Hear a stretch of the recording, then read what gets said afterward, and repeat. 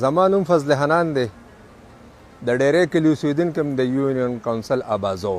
زموږ په دې علاقه کې دا دوه ځایه ژرندې دي. یو ځای ژرندې په 2 ژرندو مشهورې دي، یو ځای دا زموږ ژرندې چې دي دا په 5 ژرندو باندې مشهورې دي. او دا ژرندې چې زموږ په دې علاقه کې ډېر د انګریز د وخت نه دي، زموږ پلارانو نیکونو دا شروع دي موږ لکه هم په دې باندې اوړه کړي دي او استعمال کړي دي. تقریبا زما عمر 50 کاله هم شاده.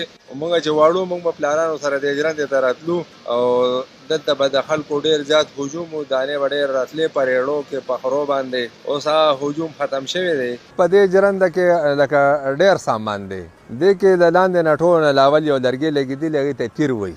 په هغه تیر د پاسه چورس د اوسپنې یو څیز لګېدلی، هغې ته ټکی وایي. پاټکی کې نری شان داغي، په هغې باندې د اوسپنې بل دوک شان لګېدلی، هغې ته تیرک وایي. تیرک په سرخ کې فټي سرخ اوبه ته وایي. 16 فوټ کې دا اوبه راځي او دا سرخ تیزی سره تاویږي او هغې سره ژرنده کېږي. دا هغې سره دا اوړه روځي او بس موږ یې په دا جارو راټولو او په بوجه کې اچوو.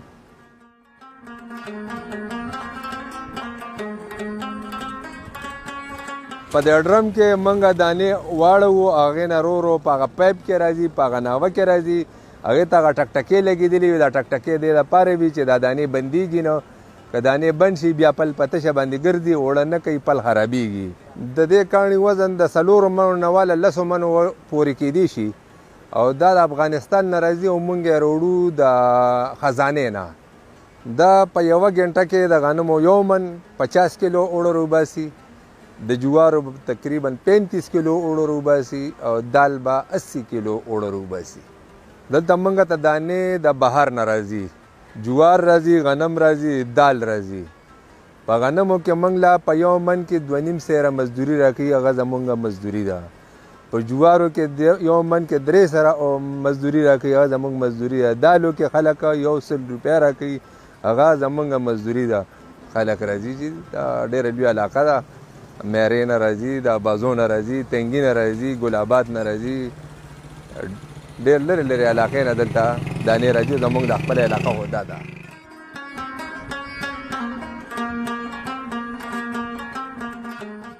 په کال کې دا 10 میاشتې ګرځي، 2 میاشتې ولاړه وي. 2 میاشتې جنوري او فروری ده. په دې کې د آب پاشا والا د نیرونو صفایي کوي. په هغې په وجه باندې زموږ دا ژرندې ولاړې وي.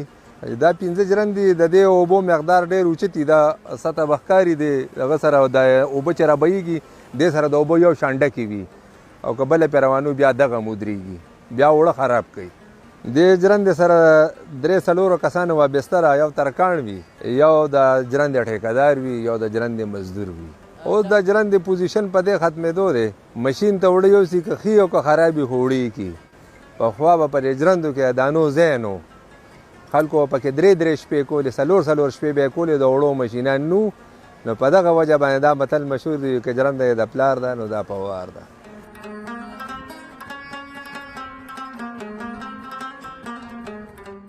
ژرندې خو چې ډېرو ځایونو کې ختم هم شوې.